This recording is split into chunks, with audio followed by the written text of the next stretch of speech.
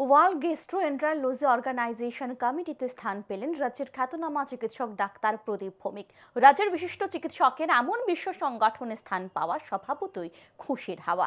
Hepatitis foundation Kamalpur শাখার পক্ষ থেকে ডাক্তার প্রদীপ ভৌমিককে সংবর্ধনা দেওয়া হয়।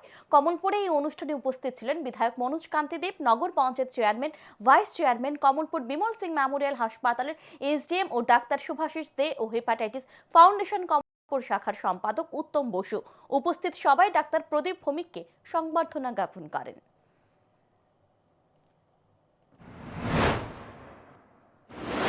এক দশকের আর বেশি সময় আগে উনি তখন আমরা উত্তমের বাড়িতে এসেছিলাম, উনি কারাগারে ছিলেন। উনি আমাদের দেখেই তারাদের নেমে এলেন, বললেন কি কি ব্যাপার। তখন আমরা বললাম, বলে আমার কি করণীয় আছে বলো।